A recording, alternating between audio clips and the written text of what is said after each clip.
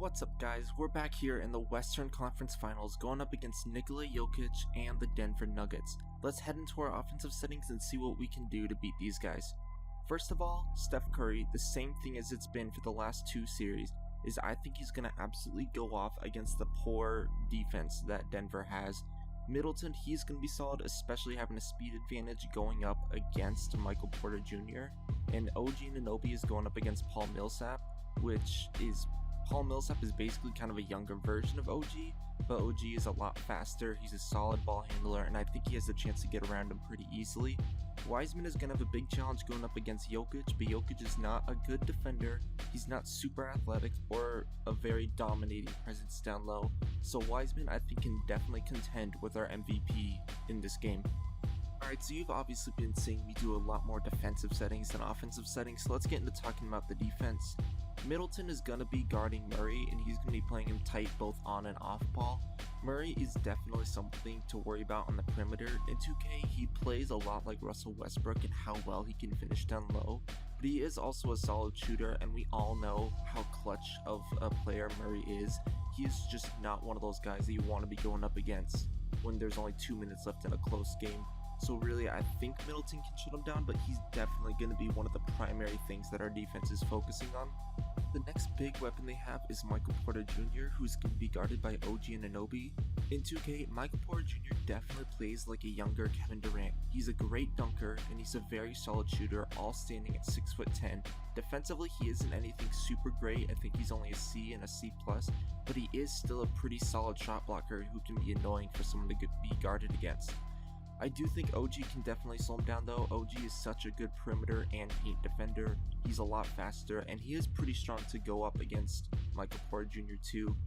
So I don't think Porter Jr. is going to be a decision maker in this series, but he can definitely go off for a game or two and make this a challenge.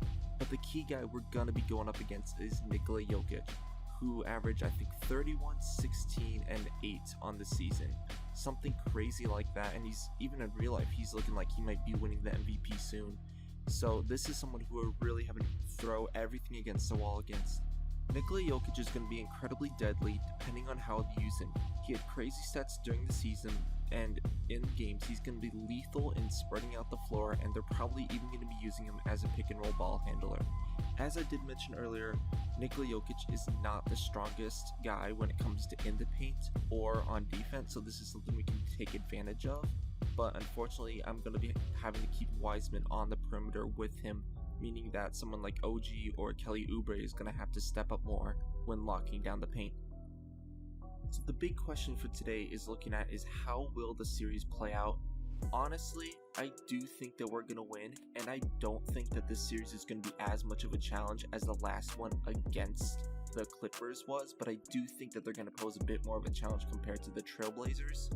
They have three main options on offense, and we have counters for every single one of them, and of course, they don't have a counter for Steph Curry. The key to this series is going to be trying to slow down Nikola Jokic. Depending on how the game goes, he can be incredibly deadly, but if we keep him out of the paint, I'm going to be okay if we let Jokic shoot a few threes, as long as we don't let him go off crazy anywhere else. Jamal Murray is going to be tough to stop, so I'm putting a lot of defensive attention to him, but I think Khris Middleton, along with some solid defensive settings, can be enough to slow him down. Kelly Oubre is going to be guarding Paul Millsap, and Millsap is definitely an okay shooter, but I'm going to be okay with letting Millsap shoot and having Oubre rotate down low to be a second down low defender. Alright, let's get into this series, and let's get into game 1 of the Western Conference Finals.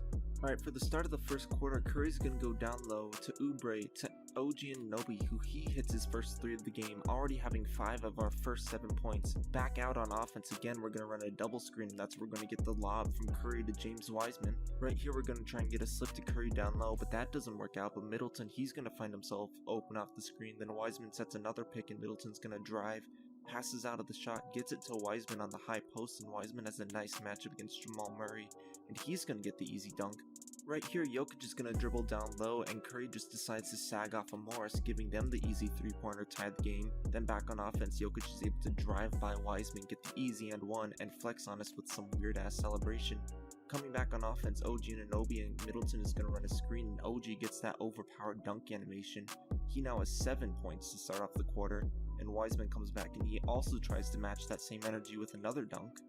Right here we get to see Point Jokic as he runs a break, finds Morris, and Morris again hits another 3-pointer on us. We're going to come back and try and get a lob on offense, and Carmelo misses that easy finish. Luckily we get a little bit of redemption as Pau Gasol is able to play some great defense on Jokic. And now Curry takes it back up the court. We're going to run a screen with Curry and Pascal. I don't like the exact opportunity we get there, so we find Trier in the corner up to Pascal. And now Carmelo is going to redeem himself by setting a nice screen for Curry, and Curry hits the green for his first points of the game. It took Curry forever to finally get on the scoreboard, but as we go into halftime, he was able to score 8 points in those last 3 minutes, but yet we are still down by 9 to the Nuggets. Luckily though, we have only held Nikola Jokic to 3 points and 7 rebounds, so I can't complain too much about that. We get the ball to Middleton in the corner, and he's going to call a double screen for Curry, and Wiseman and OG Anunoby do a good job getting him open, and Curry now gets another 3-pointer. Wiseman is showing that he can be a bit of a point guard too, as he finds Oubre Jr. in the corner for the easy 3. Now Curry's just going to get the blow by on Jamal Murray, and he actually is able to finish that layup with the foul. But if I'm remembering right, I don't actually think that he hit the free throw.